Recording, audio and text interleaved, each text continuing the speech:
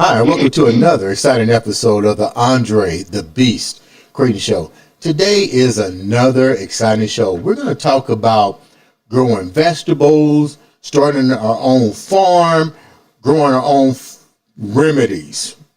Check that out, remedies. And more importantly, how an individual took all of this and did it by herself. I'd like to welcome to the show, I'm going to call her Green Acres, the one, the only, Amelia South. Welcome to the show, Amelia. Thank you. Let's get right down to it. Tell the viewers about Amelia South. All right. I just turned 40 years old, and I have been in and out of farming for a very long time. When I was a kid, I was in VOAG. If you don't know what that is, vocational agriculture, the FFA, Future Farmers of America. I did that in high school. The interesting thing is when I was in high school, I did animal science. So I was all about the animals, and now I'm a crazy plant lady as an adult. So right. I kind of did like a little bit of a 180 there. But I teach foraging classes. I teach herbalism, herbal medicine making. I talk to people about gut health. I do consultations with people. I'm an herbalist, not a doctor. So nothing I say or do is medical advice, but I do pride myself on knowing what I'm talking about, especially with herbs and natural healing. So I have a small farm in Connecticut. That's where I'm at. What part of Connecticut? Northeast Connecticut. They call it the Quiet Corner because it's nice and quiet. It's quiet because there's nothing here. There's like nothing to do here. So let's go back. You know, when did what was home life like for you? You know, because believe it or not, I was also FFA in school too. But what was it like growing up in your household? Because I'm pretty sure having your own farm just didn't come out of the blue. Well, I think over time, I've realized that I've become a lot like my maternal grandmother because I remember being a little kid, really little kid, going to visit her, and she had like 10 different gardens and fruit trees all over the place. It looked like a little mini homestead there. I think they had chickens and rabbits and things. My mom always told me, complained that, her mother used to make her help her slaughter the chickens and things like that when she was a kid, and she hated that. Neck. Yeah, like we're eating squirrel stew and that kind of stuff for dinner. So right. I didn't grow up like that. My mom grew up like that, but my mom raised us with gardens and things like that. So I had chickens and gardens when I was a kid. My parents were separated divorced. So it was funny because with my stepmother at the time, like when I was a kid, she had a lot of gardens too, mostly flower gardens and stuff, but she was actually really into homeopathic medicine. Mm-hmm. So I was exposed to homeopathic medicine as a child and made to take this tincture, take that thing, whatever it was. I didn't even know what I was doing. I just took whatever I was told to take basically to get better. So I was exposed to that sort of thing at a young age. And then in high school, I got into the VOAG thing. So where is your family actually from? Because you're sounding almost like Little House on the Prairie. From Connecticut. We're all from Connecticut. My farm, where I'm at right now. Yeah. This house and this property is in the same town where I went to high school. Like I went to middle school right down the same part of this road. I didn't live here forever. I grew up in Connecticut. I moved out of Connecticut in 2006. I think it was early 2006. I moved to Washington State. Mm-hmm. So I lived in Washington State near Seattle for about 4 years. And then from there, I moved down to California for about a year in the San Francisco area. And then from there, I moved over to the Berkshires of Massachusetts, where I lived for another 4 years.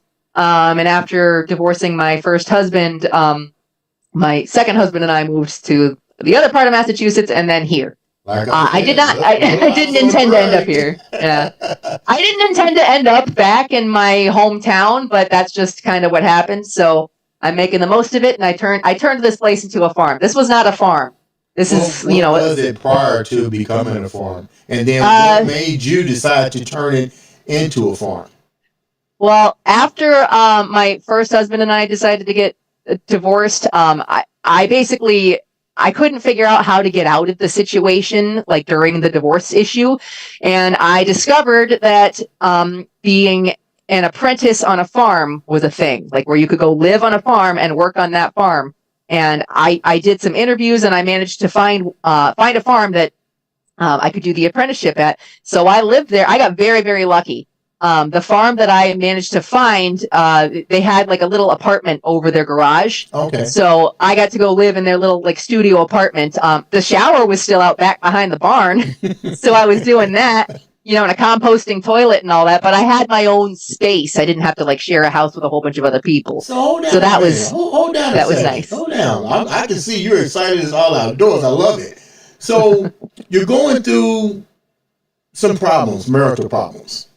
It was straight up divorce. We had decided to get divorced. Yeah, but you had no occupational training, so this opportunity opened up. I'd been in BOAG in high school, but it was based, and then I had some other random jobs. I have a bachelor's degree in English, believe it or not. Okay. And I'm a farmer. Okay. So that's how good that did me. Because you're talking about compost toilets. I was a stay-at-home mom for about 4.5 years, and I went from that to going and living on a farm full-time, working 60 hours a week on that farm. What were some of the things you had to do? You're talking 60 hours. In the city, it's 8 hours to some people. You're doing 60. What is 60 hours of work on a farm? How old were you at this time? 30. What is it like at 30 years old doing 60 hours of work a day on a farm? Well, thank God I was 30 because I had enough energy to do that. You get up, you start working at 7 a.m., you're done at 5 p.m.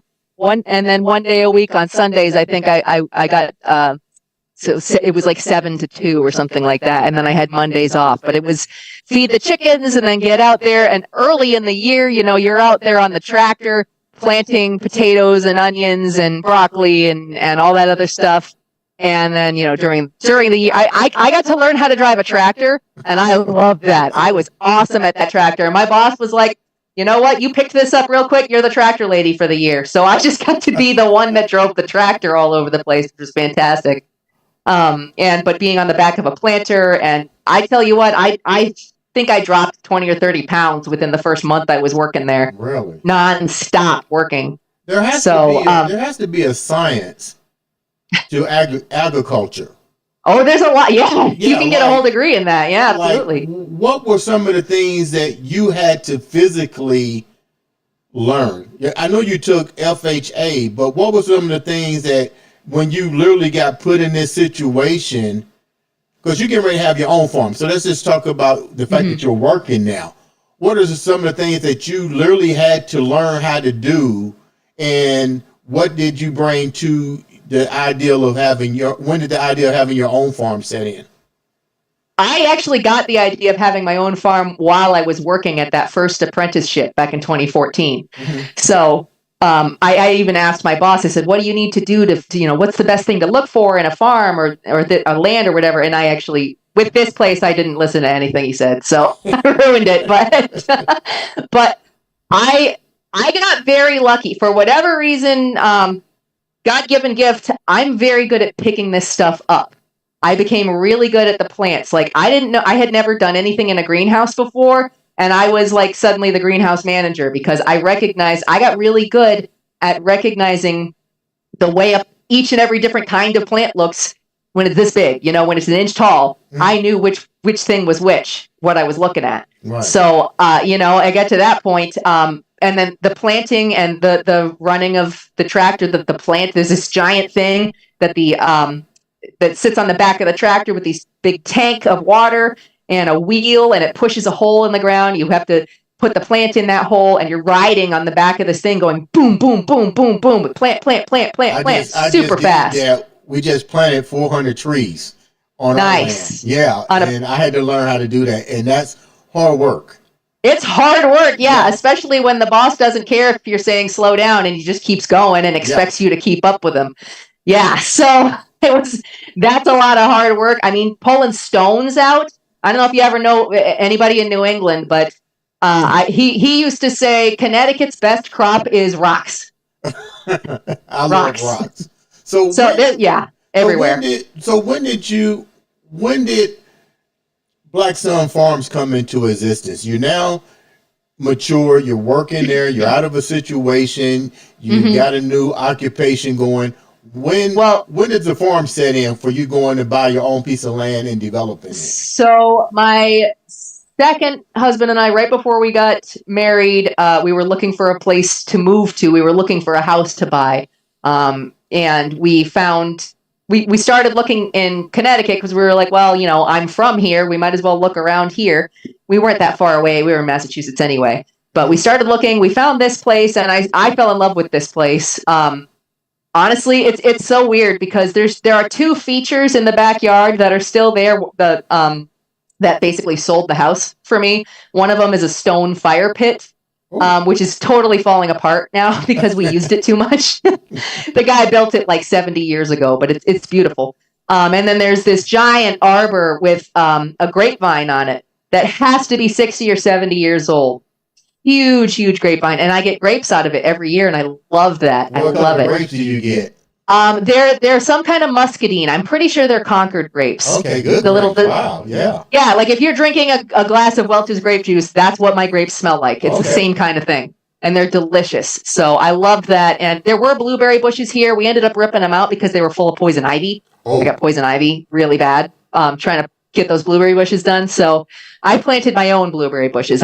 We basically, most of this was yard. We bought this house in 2017. Early 2017. By the end of 2017, I had decided this was my farm, and I registered it as a farm property with the town. So, and then I registered it as a farm property with the state. My farm is only 1.2 acres. How many acres is it? 1.2, the whole property. That's it. It's not a big farm. It's a teeny weeny little. And they allowed you to register that as a farm? Yep. What about your neighbors? What about the neighbors? The rules, and I'll tell you right now, I was on the agriculture commission for the town for like 3 or 4 years, so I know all the rules now. But basically, unless your neighbors complain, you can kind of get away with whatever you want. My property's small enough. I can't have cows or pigs because of the zoning laws, and you need a certain amount of space for that. Right. I did have goats for a little while. They were horrible. I would not recommend getting goats right now, but I mostly focused on my gardens and poultry. So I had chickens, ducks, and geese for years and years. And this year, a fox just got all my chickens, killed the rest of them a couple months ago. So I'm not getting a hound dog.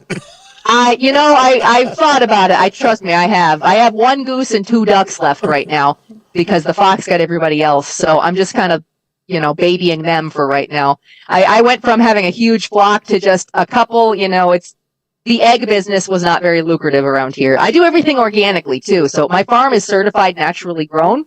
If you look up certified naturally grown, it's basically all the same organic growing parameters as USDA organic, but without a guy in the suit from the government coming and inspecting you.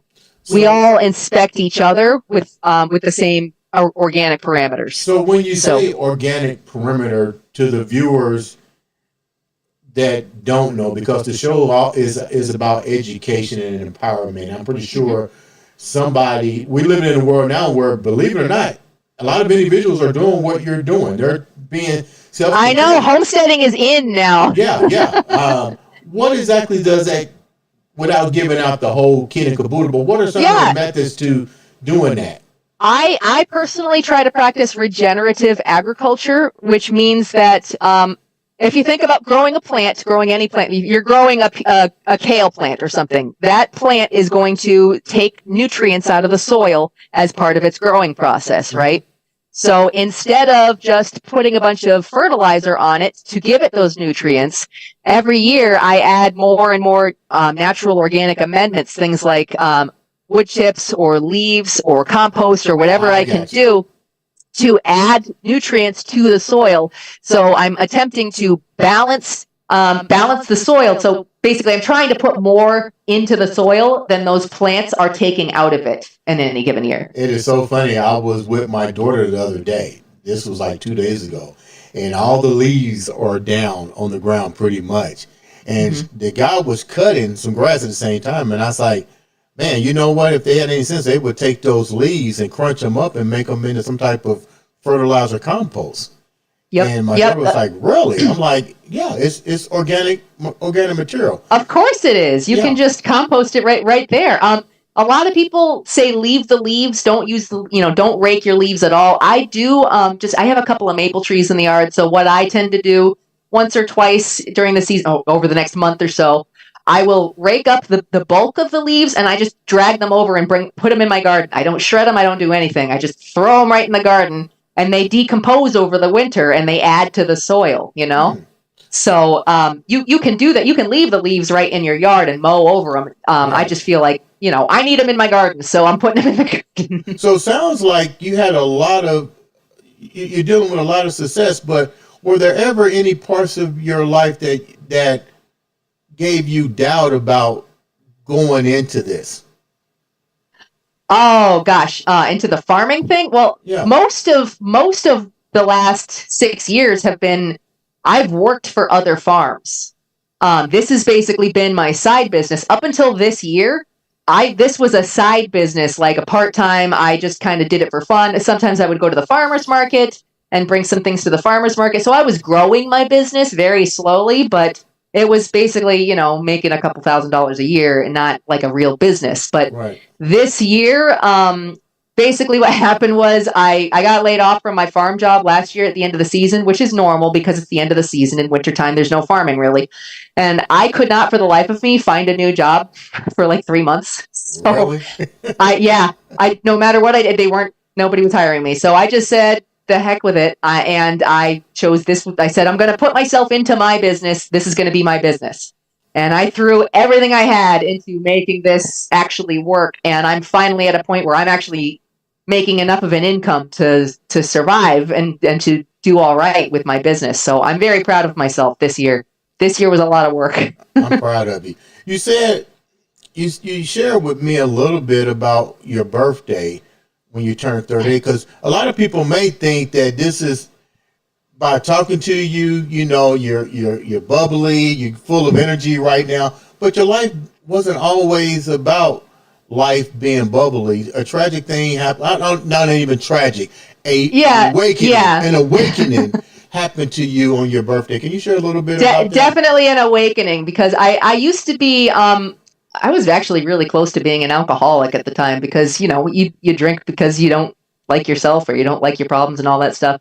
I had I guess an awakening or a breakdown, however you want to call it, right after my 38th birthday. Right about my 38th birthday, and it took me a couple of weeks, about a month or so, to actually really recover from that. But I realized that my life wasn't what I thought it was, and I basically became the person that I always was. What do you mean by that? I just didn't know it. What do you mean by that? It means the way the person that helped me through this has a saying, and he says, the person you are becoming, you've always been. You are turning into this new person, but it's who you've always been deep down inside. And that person is finally being allowed to be let out. So I now like, love, trust, accept, respect, and protect myself totally, completely, and unconditionally at all times, under any and all circumstances and conditions. What were you before that, though? Didn't really like myself that much. I was very much did what I was told, buried my feelings. If I had any kind of stress, I would drink. because that's how you took care of things. If I was worried about something, or if I had any kind of deep issues that most people would want to go to therapy for, I just said, nope, nope, nope. I'm burying those down where they belong, because that's what my mother taught me to do. Yeah, it was not pleasant, and I was becoming more dictatorial, like my father was, especially with my kids and everything. And it was just, I had a realization that that's not who I was, and that's not who I wanted to be. And it led to a lot of wonderful things opening up in my life, and me just really coming into myself and who I am meant to be. When the person you see now. when the breakdown actually happened to you, what was the trigger of that breakdown? Usually some type of traumatic thought process.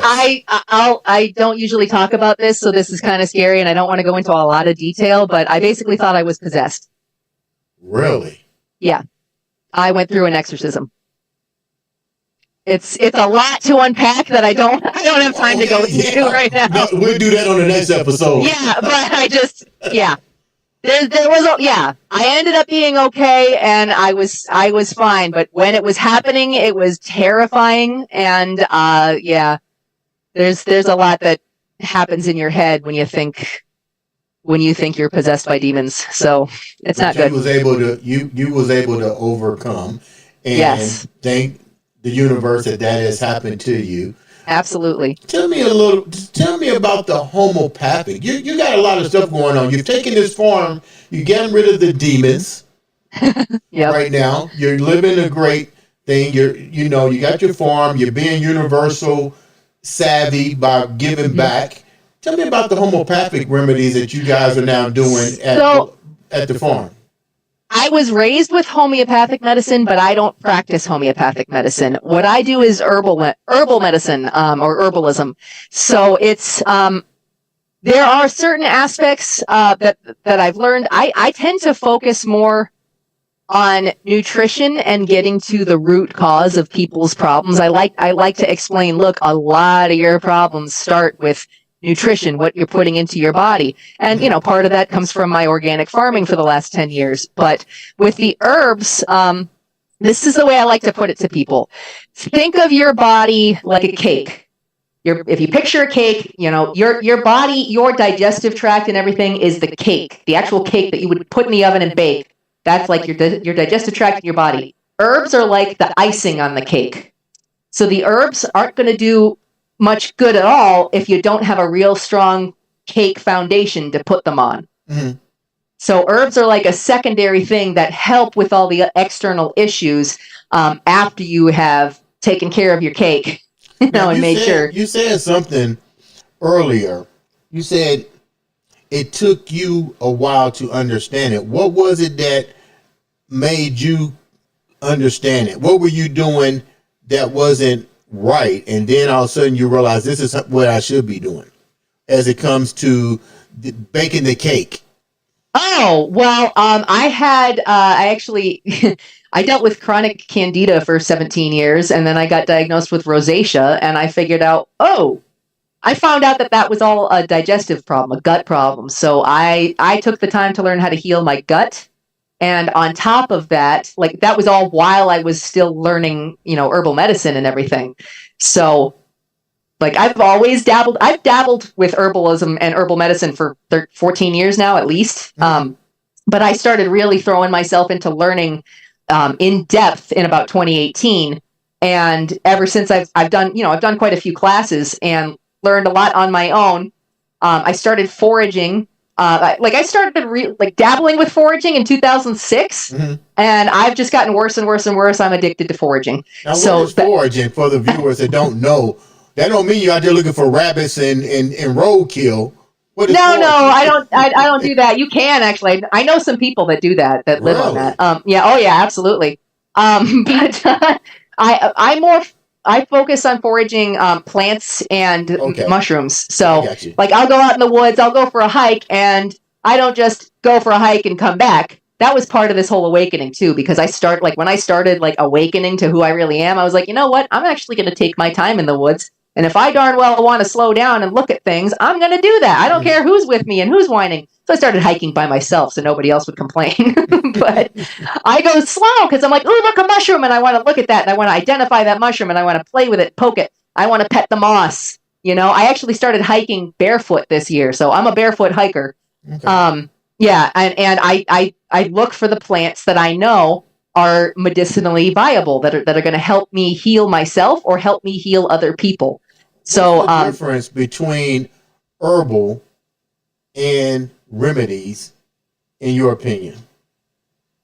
What do you mean, herbal remedies? Herbal, like, yeah, because you said you deal with homeopathic. I make herbal remedies. Homeopathic versus. Oh, okay. So homeopathic stuff is the best way I can explain homeopathy versus herbalism. Right. Herbalism is like if I take the herb, if I say take lemon balm, that's an herb. All right. I'm going to take that actual plant and either dry it and make it into a tea and drink the tea, or turn it into a tincture and then take that tincture medicinally. That's with the actual plant.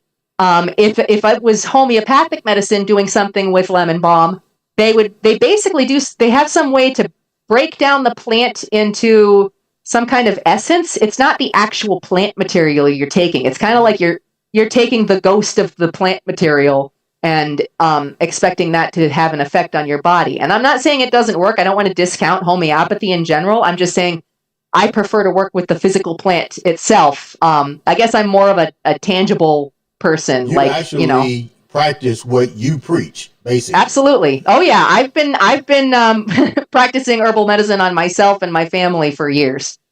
So Amelia, yeah, my poor son knows how to take a tincture.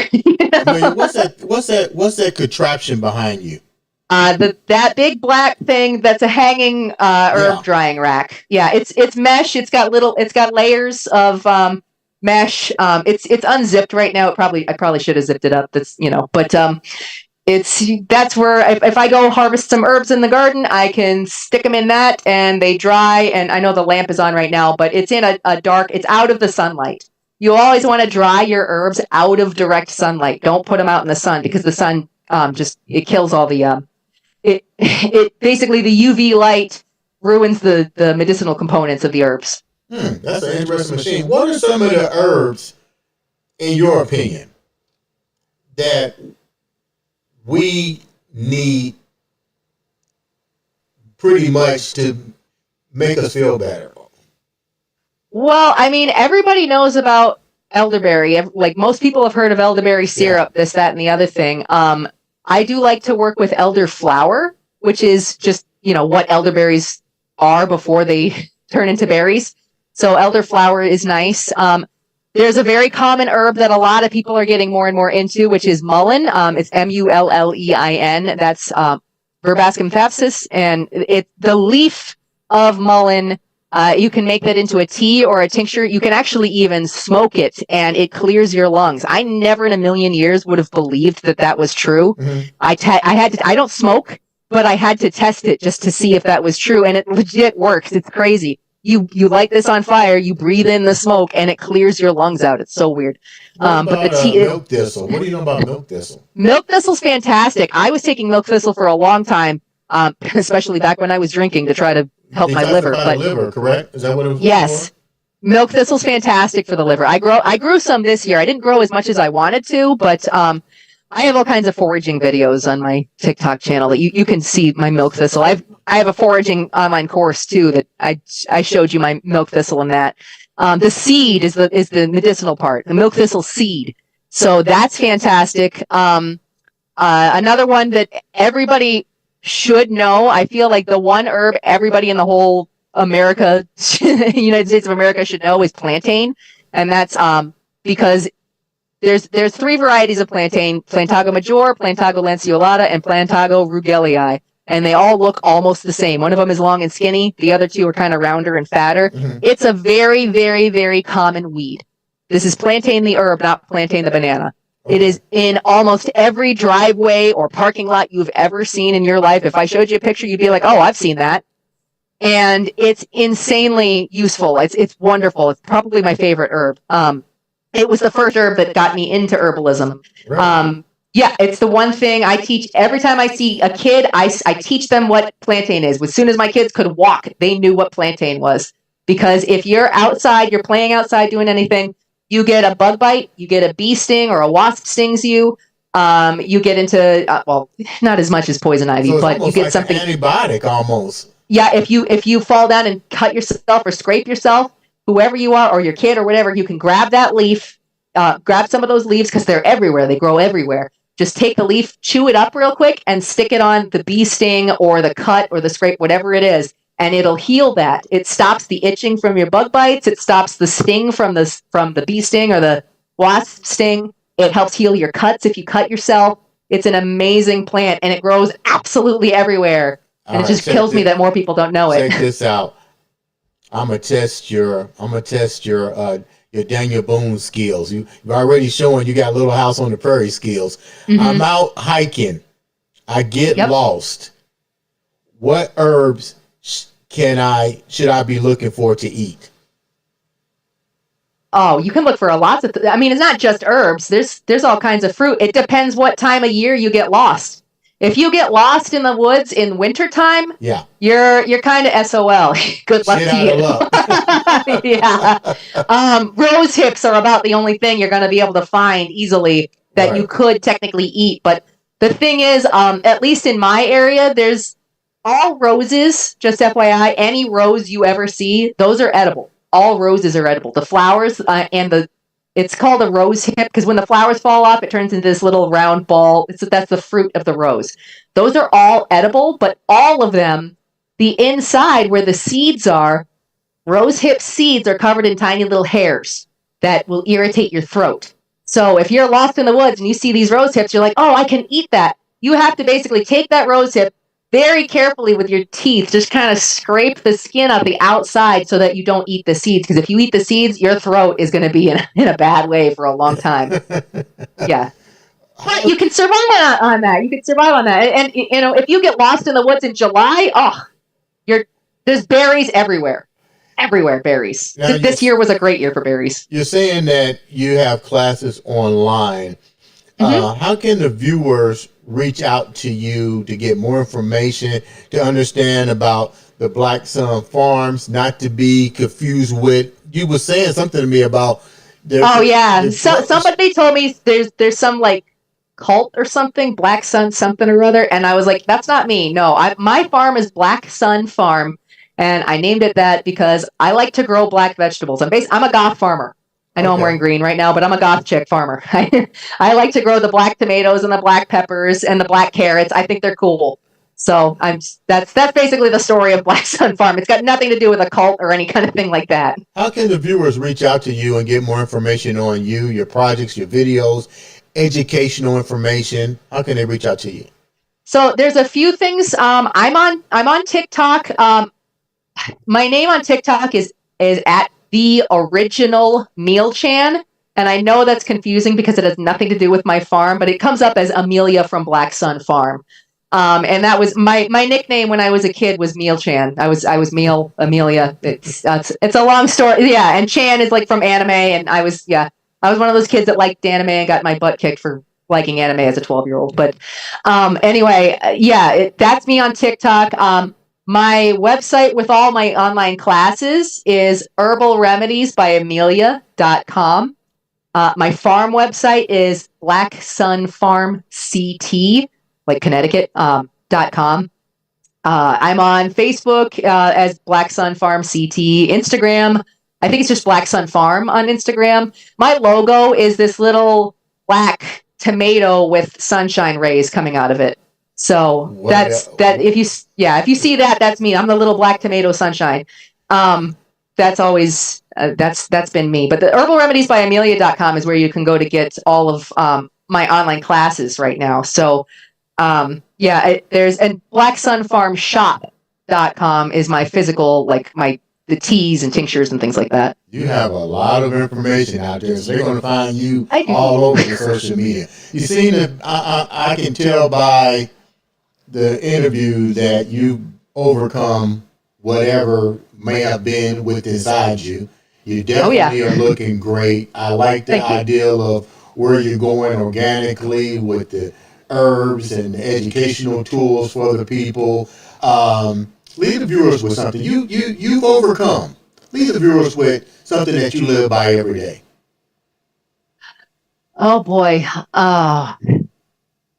Every day I always say everything is always working out for me, because no matter what happens in that day, even if it feels like a horrible day and everything went wrong, everything is working towards working out for me, for my goals. Even if I have a terrible, terrible day, I had this horrible experience with one person, that experience taught me a lesson somehow. I have learned from that experience. So even if it felt terrible while it was happening, everything's always working out for me in the end.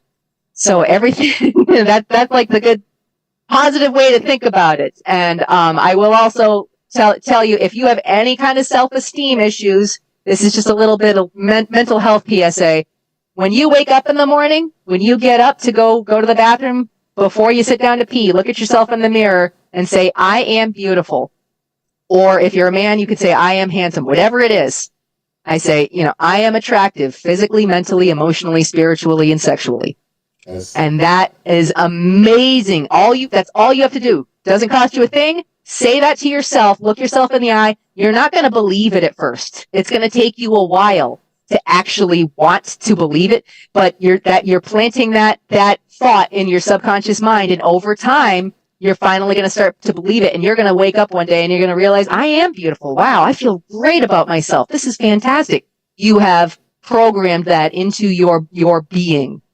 So, that's a good way to live life. I do want to leave you guys. I made a coupon code for the people that listen to your show. Okay. For if you want to take it's Remedies from Nature. That's my online herbal medicine making course. I'm really, really proud of it. I put a lot into it. When you get the course, you have access for life. So anytime I update or add more information to the course, doesn't matter what you paid, you still have access to all that new information and all those new lessons. So the coupon code for your readers or listeners is Andre20, so ANDRE20. That gets you 20% off my Remedies from Nature course. So anybody listening, you're welcome to go and do that. And thank you. I hope I can teach you everything I know. You don't have to live in the same area I live. Or making herbal medicine, the skills are the same no matter where you live. The plants might be different where you live, but the skills to make the remedies are the same no matter where you are. I appreciate that. Ladies and gentlemen, make sure you reach out to Amelia South. Check out Black Sun Farms. I appreciate you coming onto the show, sharing that wealth of information. I like what you just said. There might be different plants in different regions, but we all have the capability to make these herbs to live a lot longer. Ladies and gentlemen, this has been another exciting episode of the Andre the Beast Crayton Show.